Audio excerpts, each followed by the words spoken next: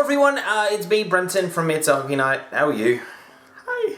We've got hockey news, so I can finally make a video again. That's nice. Ever since that odd draft where an unknown team is going to be picking Lafreniere first overall, we haven't really had too much. Well, we've had a lot of speculation, but now it looks like we've got something pretty concrete. It looks as if, at least within the next 24 hours of this video going up, hell, as I'm recording it, it's probably going to be outdated the second I upload it, but it looks like the NHL and the NHLPA are going to agree on Phase 3, Phase 4, and a new CBA going into 2026. Obviously, a lot to go over here, and I mean a lot to go over here because obviously, it's CBA changes, it's everything. So let's just run through it all.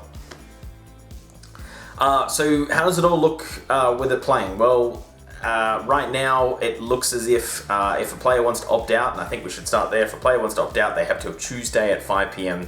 Eastern Standard Time to be able to do so, in which case it's just no worries, you don't get any of the prize money if the team wins. Fair enough, you didn't really go. But no real penalties for you, doesn't really affect anything. I mean, obviously, it probably will when it comes to a contract down the road, but at least as of right now, it won't affect anything. So you can stay home with your family. There will probably be a second opt-out period. Obviously, there's more news to come with that. Like, I can imagine that's probably going to be a week out. But obviously, this is kind of the one of, like, if you know you're not going, let us know now. That date may also change, obviously, if this vote's held up by, 24, 48, 3, 4 days. I can't imagine that they're going to put this in retroactively. So it could change, but right now it's Tuesday, 5 p.m. A team is allowed 30 skaters and as many goalies as they want, which I think is amazing. I think just sign 7 million goalies and just have 7,000 of them on the ice. I know it's not really social distancing or in the spirit of trying not to allow COVID to just run rampant in this whole hub thing, but I mean, just wouldn't it be fun just having like 50,000 goalies on a team? I just think it would be so good. But anyway, at least, it's extended benches is pretty much what I'm saying, so it just means obviously with injuries or, if a group of people are out at the COVID thing, that they're somewhat covered, maybe not skill level, but at least warm body level. Obviously coaching staff and all that's permitted, and also every team has to have one social media member unless they get COVID on the way there. So we'll get into how that's all going to work now. So testing is done 48 hours before they fly out for the Phase 3, before that starts, so everyone gets tested, and then I can't get an exact amount of testing after that. I've had mixed reports. Some people are saying every day, everyone's saying every other day. Either way, it's a lot of testing. If a test result takes too long to come back, or can't come up with a negative or positive result, that player, no matter what, has to sit out at that point until their negative test comes out. So whether they need to be retested, or obviously the negative test comes back if it was just delayed. That's same for all staff, by the way. Goes without saying, really.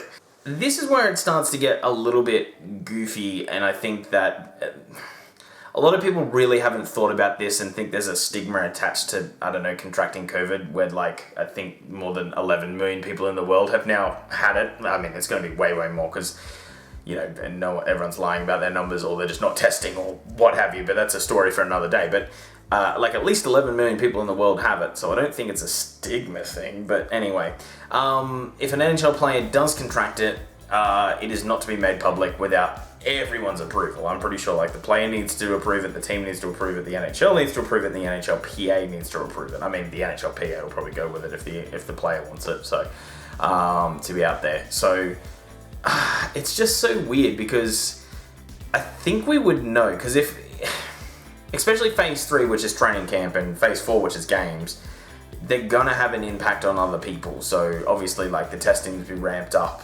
quite significantly if a player does get it, to see who else has it. But you can't say half of the defensive line of the Columbus Blue Jackets is out with undisclosed upper body injuries. It doesn't work that way.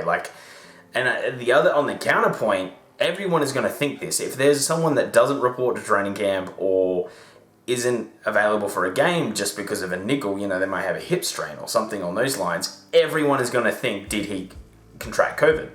And that's going to be the whole thing. That's going to be the non-stop question. And I have a feeling, instead of answering is it COVID? They're going to be like, no, it's a hip strain or something like that. In which case, it's going to rule it out because it'd be the time that obviously the person does have COVID. They're going to be like, oh, we're not talking about injuries or something like that. You know, some dumb team's going to do something like that. I mean, knock on wood, no one attracts it during this.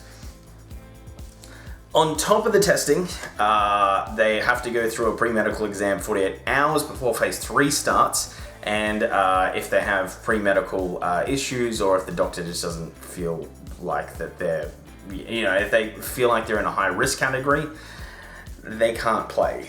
They can get a second opinion on this. That way, if the doctor's a massive fan of the Arizona Coyotes, they're one fan. What? Just imagine like a colluding doctor for the Arizona Coyotes. No one would suspect a thing. So they can get a second opinion. No, obviously not because of that. Usually with most things, when it comes to this, that you always have to give the option of a second opinion.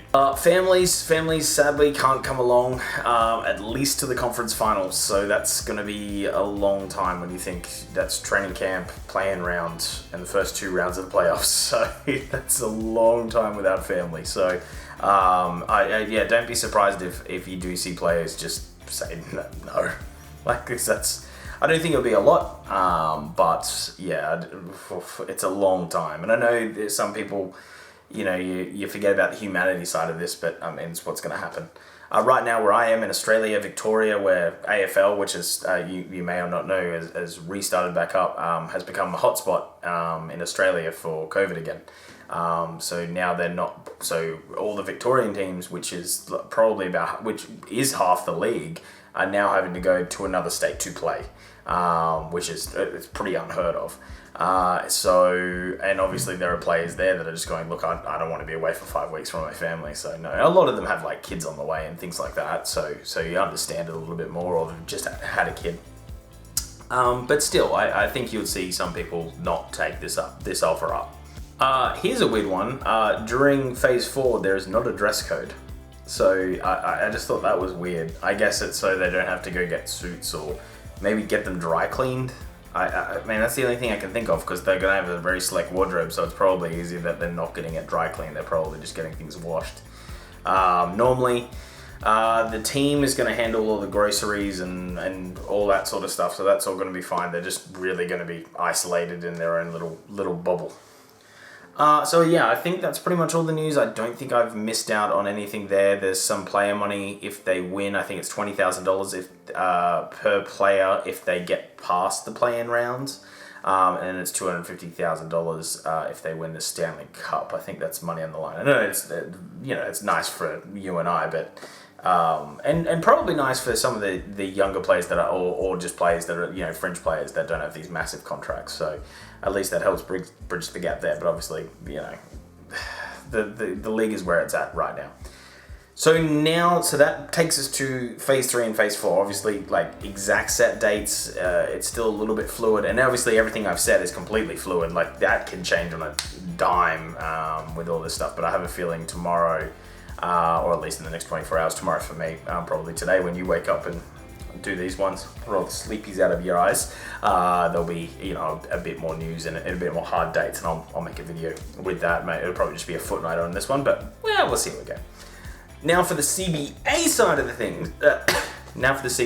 things, looks like the Olympics 2022 and 2026 are going to be included. Escrow is going to be 20% for the first year, and then I want to say 16 and 13 for the years after, and then going back to 6 the year after that. So some players that have those lovely upfront monies are not gonna ooh, they're giving up some money. I think Panarin has to. I don't want to know how much Panarin has to give up, but that's that's a toughie. That's a tough one.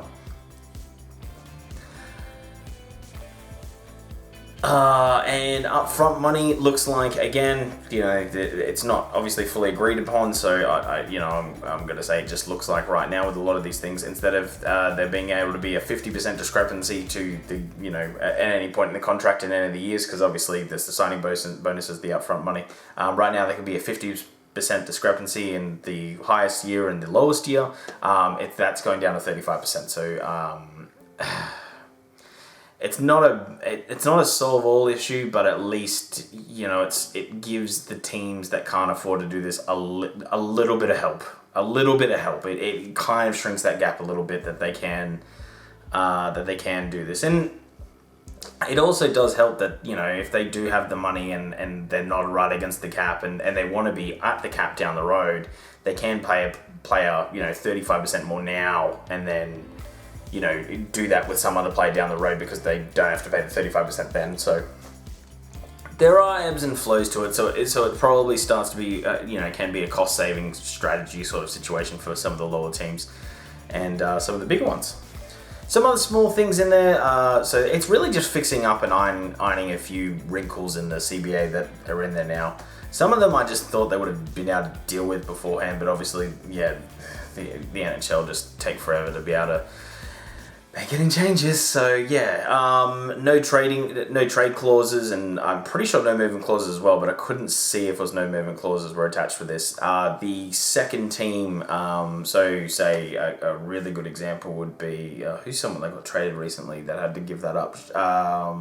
Shea Weber had to give up a no trade clause, and then when he went to the Canadiens, it's like you don't have the no trade clause anymore. That team now has to honour those no trade clauses, no movement clauses before they didn't. So that's something that, there's also the re-entry waiver thing. I completely forgot that this was even in there. O'Reilly was a really good example of this when there was that waiver. When did they, the Calgary Flames did that waiver for him. Not waiver, it was RFA. And obviously it got matched, so no harm, no foul there. I mean, it was the dumbest thing in the world, but it meant that if the Flames actually won him, he would have to go through waivers. So, because he played in Europe. So, obviously the re-entry thing, if you're just coming back and, you're obviously out of contract, you don't have to go through waivers again, because that's just so stupid. I actually thought that they would have got rid of that at that time, but obviously they were just like kicking a can down the road. And that's a lot with the CBA. A lot of this is kicking the can down the road, and that makes sense. Like, I'm usually against, we'll figure this out down the road sort of stuff, especially with the last few CBAs.